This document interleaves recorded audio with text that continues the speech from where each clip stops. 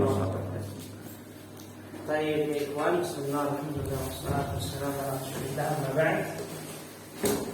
Baik, nahnu kama al-'ada nahnu al-an nadkhul fi janib at-tasa'ulat.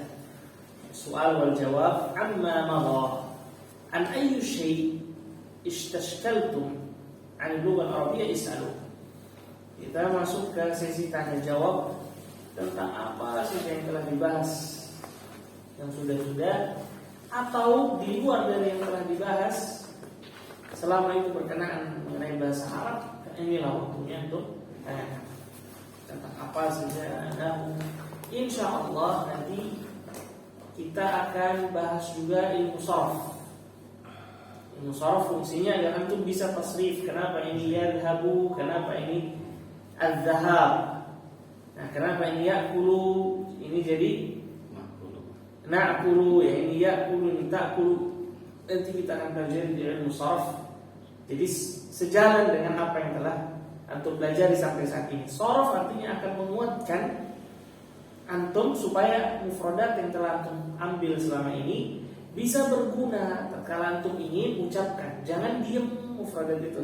Jadi dengan ilmu sharaf lah kita mengerti bagaimana penempatan ya'kulu, na'kulu, ta'kulu, akulu, ya, dan lain sebagainya. Dan bagaimana cara merubahnya. Kalau itu fi'il yang 3 huruf seperti akala, berbeda dengan fi'il yang 6 huruf istaghfara. Berbeda dengan yang fi'il yang 5 huruf, yang 4 huruf, perubahannya itu berbeda-beda. Perubahannya berbeda-beda dan masdarnya juga berbeda. Ada tata caranya merubahnya jadi masdar seperti apa dari fi'il yang terdiri 3 huruf, 5 huruf sampai 6 huruf. Nah, insya Allah kita nanti lihat waktu yang tepat, nanti bisa sesekali saja. Ya, kita bahas yang inti saja, yang keluar di buku Arabiyah dan Nasyi'in. Nanti insya Allah ada PDF-nya, kirim ke antum. Sharaf itu. Nah, semua pakai silsilah, sharafnya pakai kitab silsilah. Ini kan banyak, bisa download juga, bisa banyak di website. Dan fadhal, yang mau tanya tentang keluar. Ma'ismuha binti Firot kaum Arba. Pada? Ma'ismu binti Firot kaum Arba. Suraya. Suraya bitta ta ro ya alif. Suraya. Ro ya alif. Sami ibnu kabiha.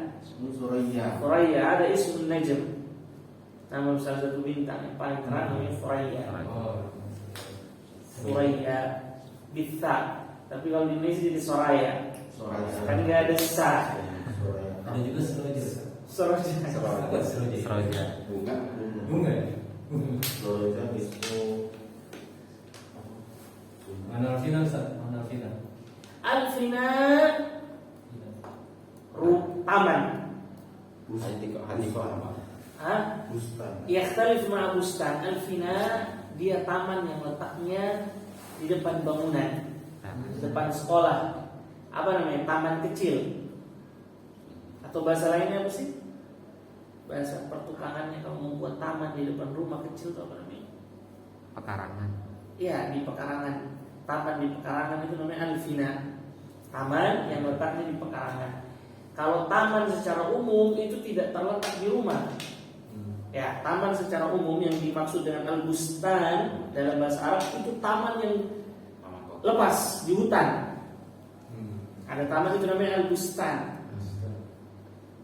Ini kecilnya hadiqah.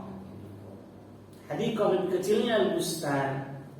Tapi kebanyakan di al-bustan dipenuhi dengan bunga, berbeda dengan hutan, pohon. Ya, kalau bustan didominasi dengan bunga. Maka alfina kecil lagi dari bustan, tapi bagian pekarangan rumah yang dekat-dekat. Jadi taman kalau ada sekeliling rumah namanya alfina. Di pekarangan, letaknya di pekarangan. Baik. Nah, Karena sebentar kalau bikin kalimat Ustaz, itu kata-kata sambungnya apa aja sih kalau dalam bahasa Arab? Nah, itu cara menyambungkannya dan merubah kosakata yang antum pelajari, misalnya dhahaba, gimana nyambungnya dan lain sebagainya, itu di ilmu as-sarf. Makanya saya terbetik untuk nanti sesekali dipelajari as-sarf. Jadi sarf berarti tasrif, memalingkan, merubah kata dari yang awalnya misalkan fa'ala, kenapa bisa jadi fa'il, kenapa bisa jadi maf'ul. Dari 3 kata toh, semua bahasa Arab itu terdiri dari 3 kata. Kosakata bahasa Arab terdiri dari 3 kata. Fa, a, dan la. Akala, 3 huruf, dhahaba. Yang 2 nggak ada. 3 ke atas ada. 3, 4, 5, 6. Sampai 6 maksimal. Kayak istighfar. Alif, sa, ta, gha, fa, ro. Lebih dari itu nggak ada. Dari 3 sampai 6. Nah sekarang yang antum tanyakan bagaimana menyusun kalimat gitu biar cepat, ada tipnya, terus ada kata sambungnya atau apa aja dan masalah itu. Ini sih sebenarnya kembali kepada banyaknya gudang perbendaharaan kita.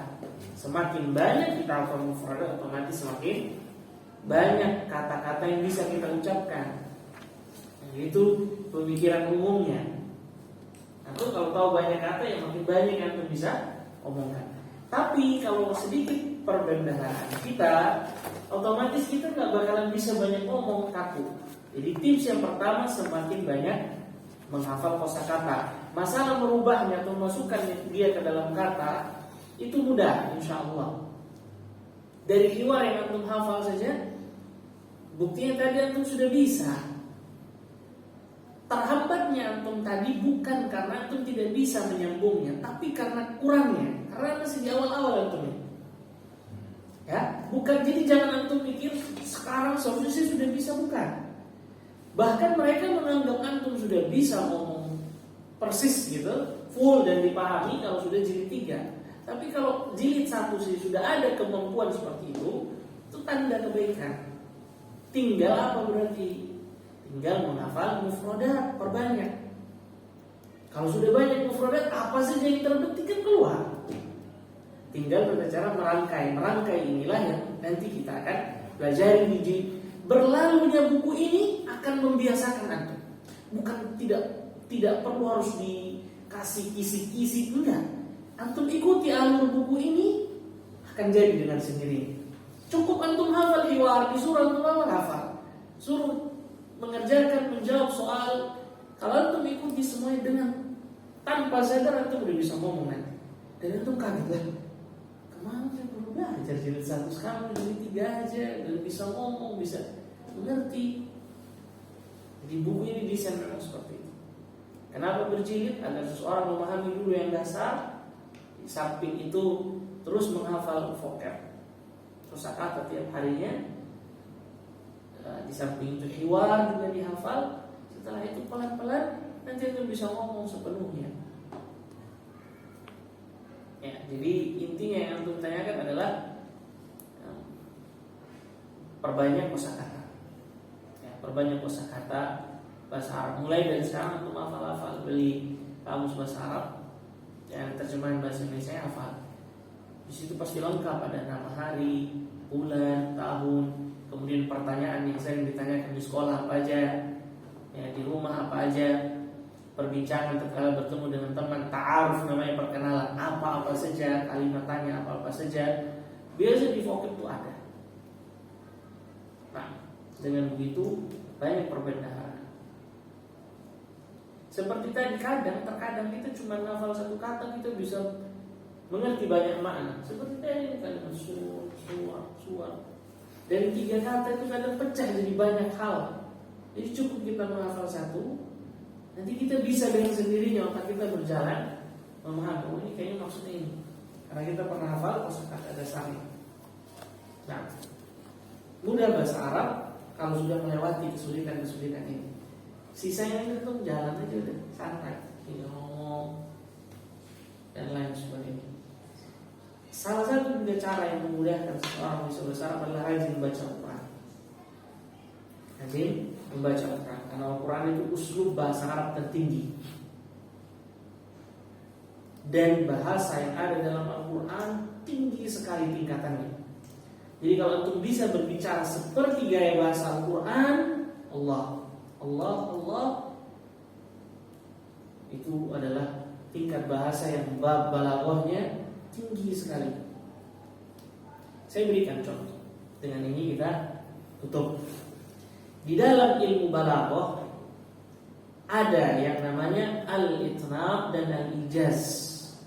Pernah dengar al-itnab, al-ijaz? Al-ijaz artinya berbicara dengan kalimat yang sedikit akan tapi mempunyai makna yang banyak. Dan ijaz ini sendiri punya banyak macam lagi pecahannya. Ada namanya ijazu harfin, ijaz yang dihapus. Contoh ijaz dari Al-Quran. Allah Subhanahu wa ta'ala mengatakan was'alil qaryah. Tanyalah desa. Allah katakan dalam Al-Quran was'alil qaryah. Tanyalah desa, kampung.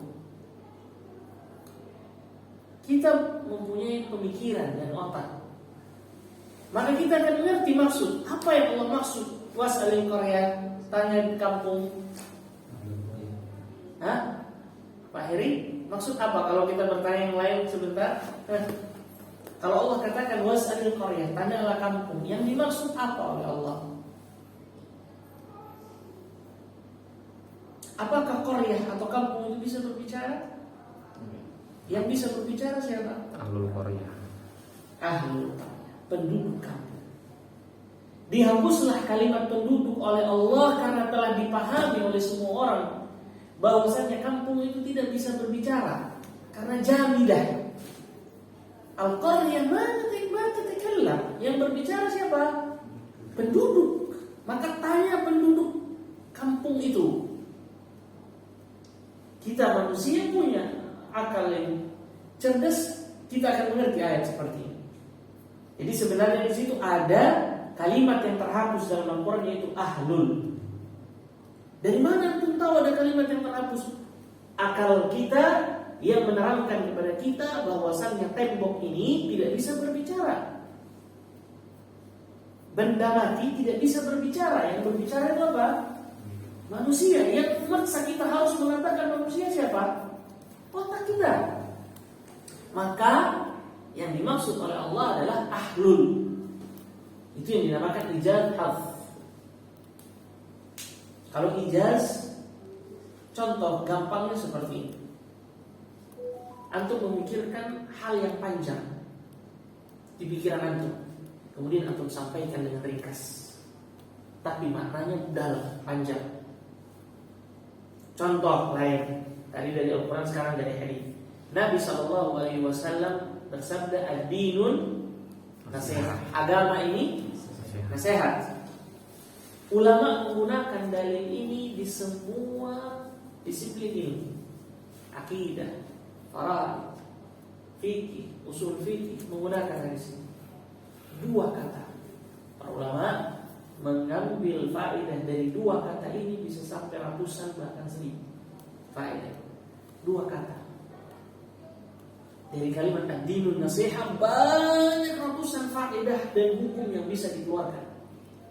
Makanya Nabi diberikan oleh Allah jawami'ul kalim. Apa jawami'ul kalim? Perkataan yang sedikit tapi mencakup hal yang banyak.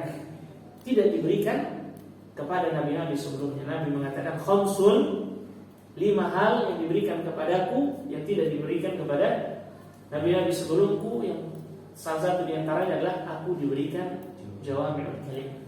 Perkataan yang sedikit tapi mencakup seluruh hal. Itu contoh ijaz dari Al-Quran dan hadis. Jadi berkata sedikit tapi mempunyai makna yang banyak. Antum memaknainya dalam. Yang kedua namanya al-itnab. Itnab ini adalah italatul kalam li fa'idah. Lawan dari ijaz. Kalau ijaz makna yang panjang disampaikan dengan kata yang pendek, 2 kata saja tapi punya makna yang panjang. Kalau itnab apa? Yang Lawan. tadi dijelaskan. Suatu yang sedikit tapi dijelaskan dengan panjang lebar, tapi ada pengecualian atau ada ikatan di situ. Ada garis bawah yang harus kita bawahi. Italatul kalam li faedah. Memperpanjang perkataan untuk faedah, untuk tujuan memberikan faedah. Seperti yang ini.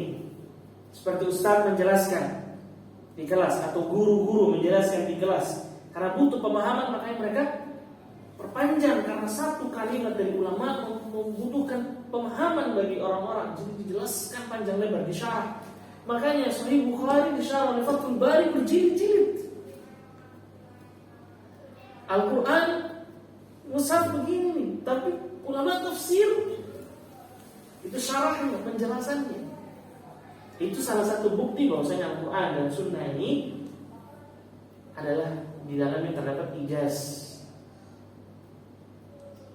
Artinya perkataan yang sedikit tapi mempunyai makna yang dalam. Lawannya adalah al-itnab, italatul kalam bi faedah.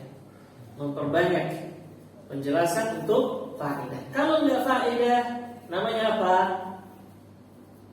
Sarfar. Apa sarfar itu? Cerewet. Kalau enggak ada penting terus dia ngomong panjang lebar, itu namanya sarfar. Cerewet. Kalau orang Jawa bilang ngalor ngidul. Iya benar gak ini? Iya. Ngomong sana kemari, gak ada faedah. Kemudian yang ketiga namanya al-musawat. Apa yang dipikirkan dengan yang disampaikan sama. Kalau itnab, dia pikir sedikit tapi disampaikan panjang lebar keluar dari lisannya.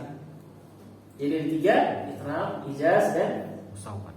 al-musawat. Contoh al-itnab, firman Allah Subhanahu wa ta'ala dalam Al-Quran, Allah mengatakan, "Wa ma tilka biyaminika ya Musa."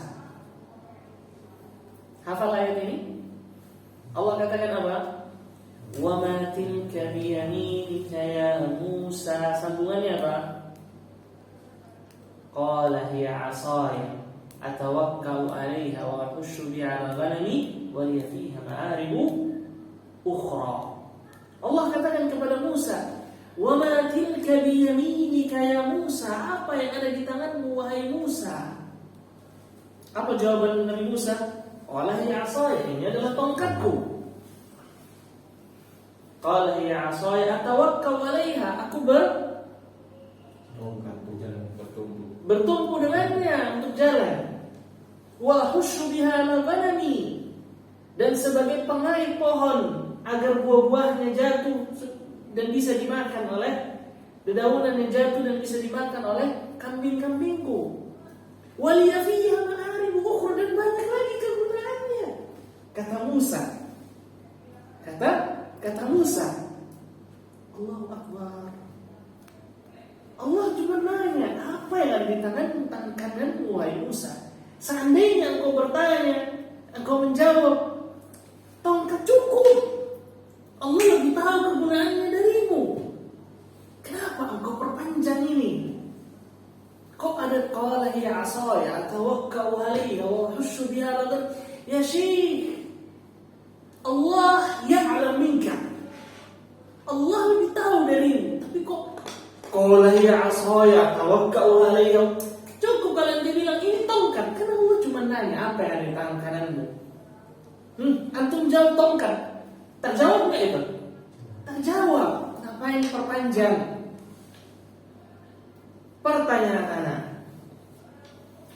Ya ikhwan, apakah Nabi Musa dalam kondisi ini cerewet atau enggak? Termasuk golongan cerewet atau enggak? Pak Heri? Tidak, kata Pak Heri. Kenapa? Harus ada jawaban nih kalau jawab. Karena kalau cerita Nabi Musa kan beliau agak gagap dalam berbicaranya, makanya minta bantuan saudaranya Harun. Kalau tadi menjelaskan itu mungkin kayak saya sampaikan tadi biar banyak ada faedah mungkin ya, apa kegunaan tongkat. Enggak masuk. Enggak masuk. Nabi Musa dalam konteks ini al-itnab, beliau termasuk golongan cerewet atau enggak? Yang mau jawab? Angkat tangan, silahkan, fadhal. Waktu kita dikit. Hah? Wallahu a'lam. Lah Aji, ini nggak dapat dosa nih anak muda. Cuma supaya dapat ilmu, benar nggak? Enggak, loh. Kan kita belajar itnab. Artinya itnab itu kalau italatul kalam tidak ada faedah. Ya Syekh, antum baru menjelaskan tadi.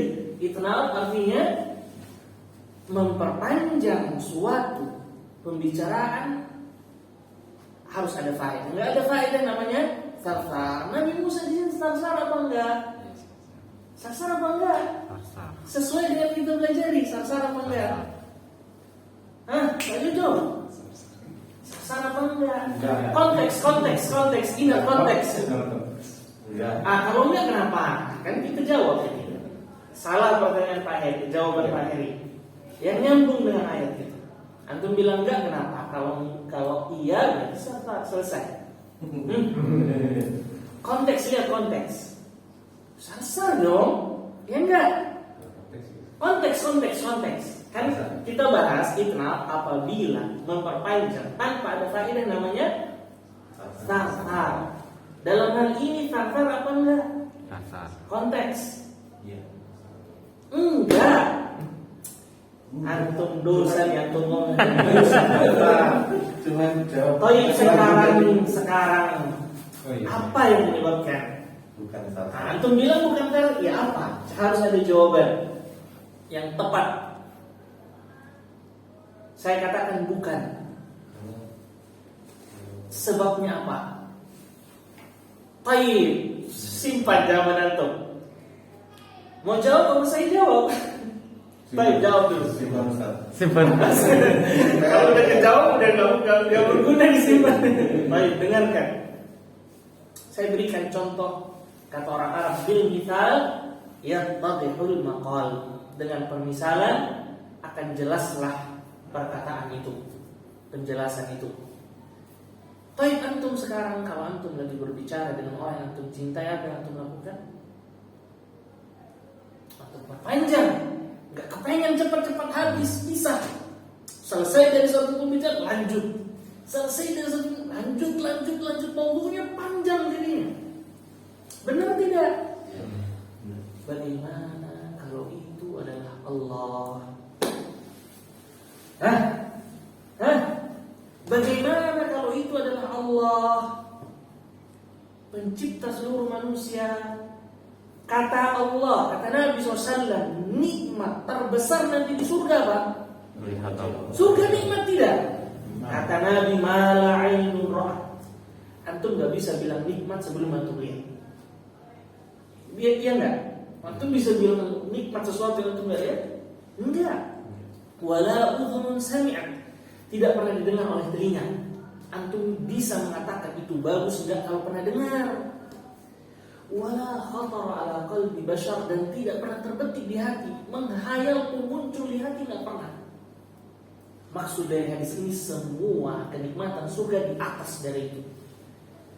Antum bisa memikirkan kayaknya surga seperti ini kalau antum udah pernah lihat gambaran di film, oh ini kayak surga. Kata Nabi lebih dari itu. Berarti keindahannya tidak bisa diceritakan ya ikhwan, saking indahnya. Karena antum bisa mensifatkan sesuatu indah jelek kalau antum udah lihat. Kalau antum belum lihat berarti kata Nabi keindahannya lebih dari 3 hal tadi. Ya Allah, bisa antum bayangkan? Kata Allah, bidadari di surga kalau dia minum air itu airnya kelihatan di sini. Indah tidak? Indah. Allah sifatkan di dalam Al-Quran. Hurun 'ain.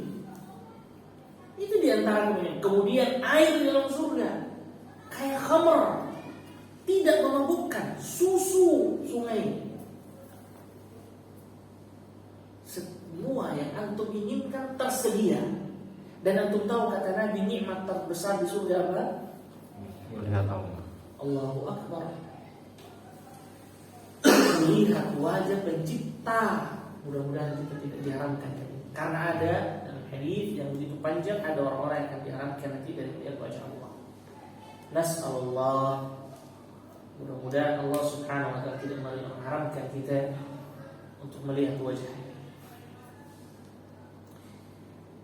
Kata Rasulullah, kalian melihat wajah Allah nanti seperti bulan di malam ke-13, 14. Tidak ada yang saling iri dengki. Semua orang bisa melihat tuh bulan. Sempurna bulan. Seperti itu. Kata Nabi SAW. Tidak ada orang yang iri yang gak bisa melihat yang satu bulan itu saya kepala fulan. Enggak. Bulan itu semua orang bisa melihat. Begitupun kalian melihat Allah nanti. Yang Nabi sifatkan. Di seluruh masuk surga, kecuali mereka yang diharapkan, akan melihat wajah Allah, dan itu adalah kenikmatan terbesar. Maka kalau saja berbicara, maka siapa yang mau berhenti, maka panjang itu fungsinya itu. Li faidah mada ru'yatu wajhillah. Wassallallahu ala nabiyina Muhammad wa akhiru da'wana alhamdulillah rabbil alamin. Inilah salah satu disiplin ilmu dalam bidang bahasa, namanya ilmu balaghah. Jadi antum kalau pelajari balaghah, setiap ayat yang antum baca itu bisa nangis. Bisa nikmat antum kalau dengar kisah-kisah zaman dahulu, bisa pengen tahu lagi, pengen imam, jangan berhenti imam. Jangan berhenti Pak Imam, ini lagi asik-asiknya nih kisah. Apalagi kalau mengerti maknanya, Masya Allah. Mengerti maknanya sih tidak cukup, tapi kalau antum pelajari balaghah dan mendalami, Masya Allah. Ilmu tafsir juga dan mendalaminya, sholat itu bisa benar-benar menjadi hal yang menyebabkan kita berhenti dari kemungkaran, sebagaimana sabda Nabi SAW. Baik, barakallahu fikum. Makanya semangat pelajari bahasa. Allahu a'lam.